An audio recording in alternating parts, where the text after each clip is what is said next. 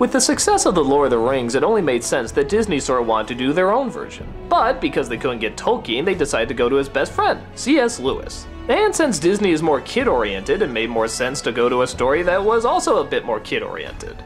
Enter the Chronicles of Narnia, The Lion, the Witch, and the Wardrobe. I have to admit, when I heard they were making a movie on this, I did get a little nervous as I knew the story, and I didn't know if audiences would connect with it.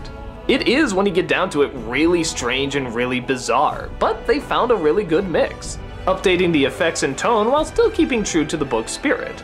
Think Bedknobs and Broomsticks meets The Two Towers.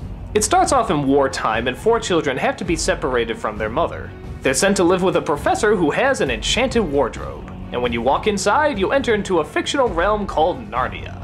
But Narnia is currently being ruled by an evil sorceress known as the White Queen. But as the kids journey into the land and find out more about it, they discover that they're actually fulfilling a prophecy that they would be the heroes to lead her into ruin, and that they would result in the return of Aslan, a giant heroic lion who will bring light back to the good land of Narnia. Colorful characters are met, destinies are discovered, and battles are fought to decide who will rule the Enchanted Kingdom. I was really impressed with how well they were taking sort of these silly images and elements and actually making them very serious. 2 of the best friends in this are talking beavers, and I really thought, oh man, this is gonna bomb when we get to that, but it works out really well. The animation on them is very good, and they have very distinct characteristics and personalities. The White Queen is a good villain, and all the child actors do a pretty good job too. And yes, I know that looks like Lindsay Ellis, I've made that joke before. What really helps pull it through is the heart that it has, and there is a lot of it in here. The book itself is very vague and a quick read, but here they give a lot of details to the characters' connection and relationships. The best one being with Lucy and Mr. Thompson. My god, I love watching these 2 together. That's James McAvoy, who I'm convinced can do absolutely no wrong. Well, almost. The scenes these 2 have together just knock it out of the park. I almost wish it was just about them. But when the action has to come in and the story has to get a lot bigger, it does exactly that.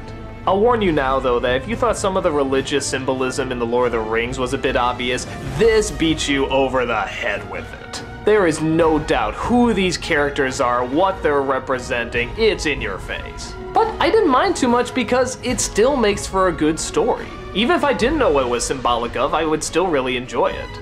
The only thing I couldn't get into was the story arc with Peter. He's supposed to be the king, the big ruler, the guy who's supposed to come into his own and rule the kingdom, and yeah, he's just kind of bland.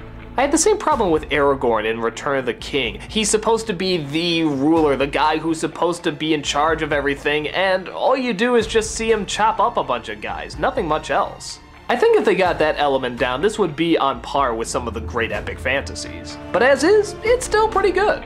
It's probably one of the most difficult adaptations you could do in terms of making it serious, and I think it really pays off. The child actors are good, the animation is really good, the effects are a lot of fun, and when you get to the end, it does feel really big. I'm really impressed with it. It's not an easy story to adapt, and I think they did a damn good job. Is it for everyone? No, I mean, if you're looking for something that has a lot more detail and logic to it, it isn't really that kind of story. But for just pure straight up fantasy with a lot of incredible creatures and visuals, this one's definitely worth the trip.